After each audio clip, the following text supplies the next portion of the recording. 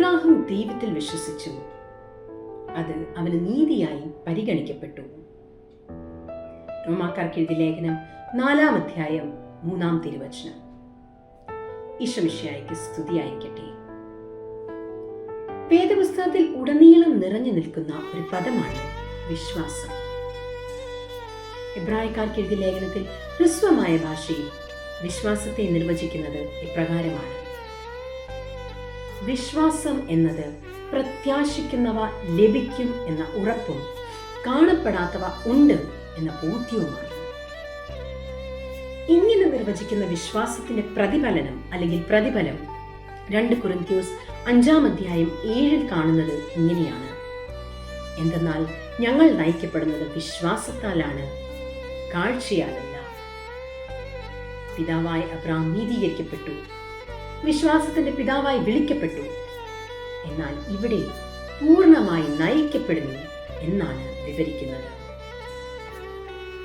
അതിനാൽ നമ്മുടെ കാഴ്ചപ്പാടുകളിൽ മാത്രം ഒതുക്കി നിർത്തേണ്ട ഒരു കാര്യമല്ല വിശ്വാസം എന്ന് വ്യക്തമാക്കാൻ ഞാൻ ആഗ്രഹിക്കുന്നു. യേശുക്രിസ്തു തന്റെ പരസ്യ ജീവിതത്തിൽ വളരെയേറെ അത്ഭുതങ്ങളും അടയാളങ്ങളും നൽകി ജനങ്ങളെ അനുഗ്രഹിച്ചു. നിങ്ങൾക്ക് കടുകുമണിയോളം വിശ്വാസമുണ്ടെങ്കിൽ ഈ മലയോട് ഇവിടെ നിന്ന് മാറി മറ്റൊരു സ്ഥലത്തേക്ക് പോകുക എന്ന് പറഞ്ഞാൽ അത് പോകും. നിങ്ങൾക്ക് യാതൊന്നും അസാധ്യമായിരിക്കുകയില്ല എന്നരുളി ചെയ്ത് യേശു ആഴമേറിയ വിശ്വാസത്തിലേക്ക് കടന്നു ചെല്ലുവാൻ എപ്പോഴും ഉത്ബോധിപ്പിക്കുന്നതായി വേദപുസ്തകം സാക്ഷ്യപ്പെടുത്തുന്നു. കാനാൻകാരി സ്ത്രീയോട് നിന്റെ വിശ്വാസം വലുതാണെന്ന് പ്രകീർത്തിക്കുകയും കുരുടന് കാഴ്ച നൽകിക്കൊണ്ട് നിന്റെ വിശ്വാസം നിന്നെ രക്ഷിച്ചിരിക്കുന്നു എന്ന് പറഞ്ഞ് അവനെ അനുഗ്രഹിക്കുകയും ചെയ്ത കാര്യങ്ങൾ വിശ്വാസത്തിൽ വളരുവാൻ നമ്മൾക്ക് പ്രേരണ നൽകുന്നു.